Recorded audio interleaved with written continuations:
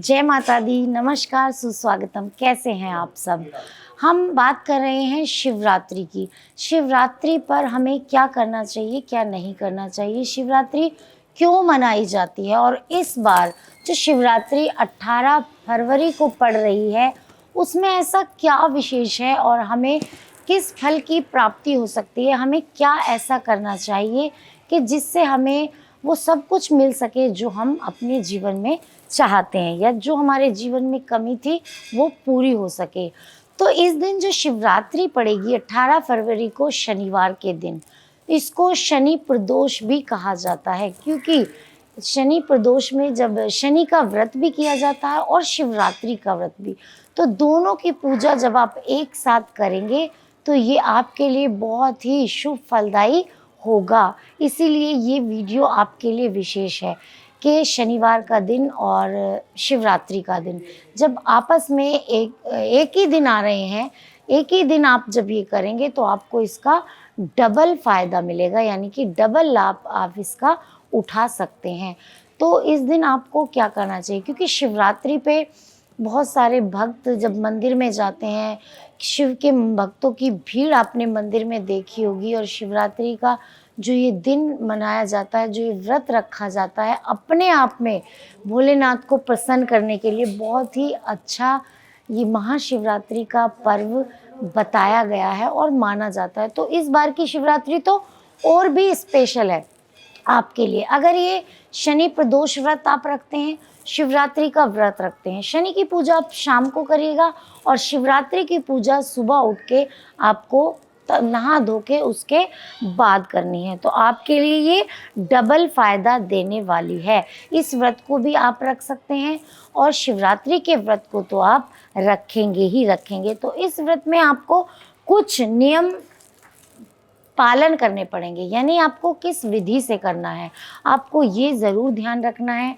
आपको ये देखना है कि हमें शिवरात्रि पर क्या चढ़ाना है।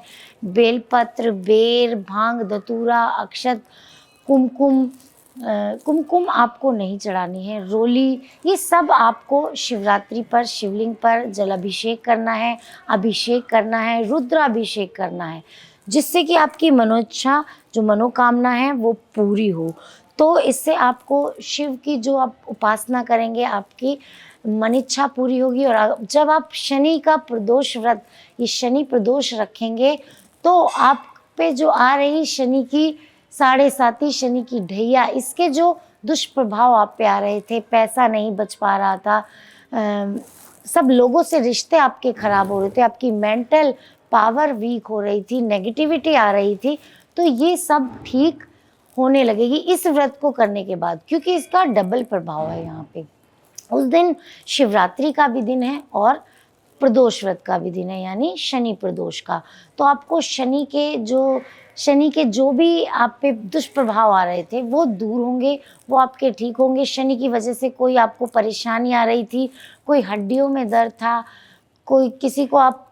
कोई आपको परेशान कर रहा था, तो इन सारी चीज़ों से आपको मुक्ति मिलेगी, यानी कि आपके बहुत सारे कष्टों का निवारण होने वाला है इस महाशिवरात्रि पर, जो कि 18 फरवरी को पड़ रही है। तो आप इसको ज़रूर करिएगा नियम से, और कुछ ऐसे काम हैं जो आपको इस पर करने हैं, तो वो मैं आज आपको बताऊंगी कि आपको इस पर क्या करना चाहिए।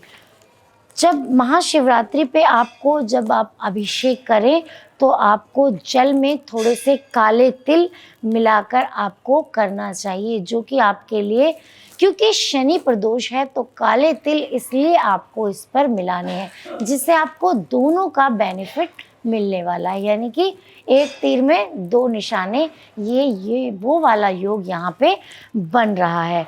और जब आप जल अभिषेक करें काले तिल डालकर, तो उस टाइम पंचाक्षर मंत्र होता है, आप नेट पे देख लीजिएगा, उस मंत्र का आपको निरंतर जाप करते रहना है, जिससे कि आपको प्रदोष व्रत की भी और महाशिवरात्रि के दोनों व्रत का बेनिफिट अच्छे से मिल सके। इसके बाद इस महाशिवरात्रि के दिन जब आप शनि देव की उपासना करें तो आपको क्या करना है, हनुमान चालीसा का पाठ आपको अवश्य करना है। जब शिवरात्रि पर जाएं और महाशिवरात्रि की पे जब आप पूजा कर रहे हो, अभिषेक कर रहे हो, तो वहीं पर बैठकर आपको हनुमान चालीसा का पाठ अवश्य करना है।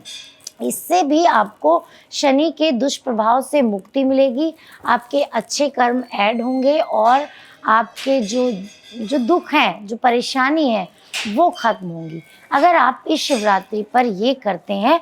तो शनि प्रदोष व्रत के दिन आप भगवान शिव पर 108 बेलपत्र व पीपल के पत्ते आप उनको अर्पित ज़रूर करें। 108 बेलपत्र और 108 ही आपको पीपल के पत्ते लेने हैं, क्योंकि शनि देव पीपल से डरते हैं।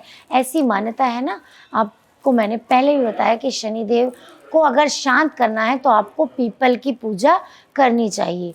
तो इस दिन आपको बेलपत्र के 108, पीपल के 108 पत्ते लेकर आपको शिवलिंग पर चढ़ाने हैं और इसके साथ उड़द की दाल, थोड़ा सा अनाज और पैसे या फिर वस्त्र आप वहाँ पे दान कर सकते हैं। किसी पंडित जी को, जो मंदिर में पंडित जी होते हैं, उनको आप ये दान ज़रूर करें, जिससे कि आपको शनि के दुष्प्रभाव आप पर ना आए।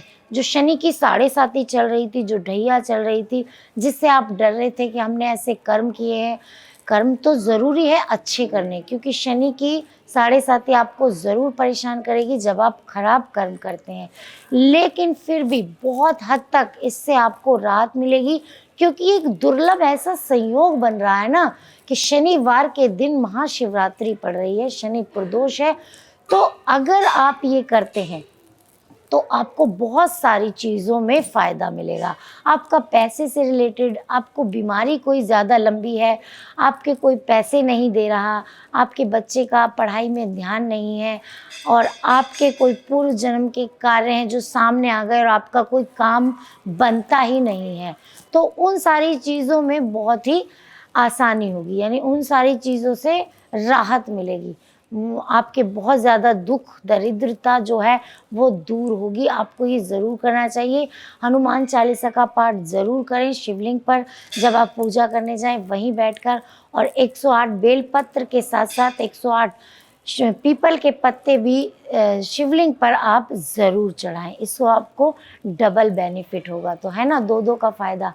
तो आप भी ये बेनिफिट उठाइए, क्योंकि ऐसा दिन बार बार नहीं आते। इस शिवरात्रि पर बहुत ही अच्छा और सटीक मैंने आपको उपाय बताया है।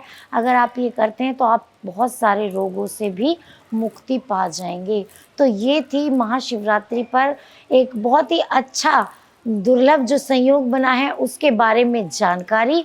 और आगे भी मैं अगली सीरीज़, क्योंकि हम शिवरात्रि पर बहुत कुछ आपको बताने वाले हैं, आप हमारे साथ जुड़े रहिएगा, बहुत कुछ लेके आने वाली हूँ। तो मिलती हूँ आपसे अगली वीडियो में, तब तक के लिए नमस्कार।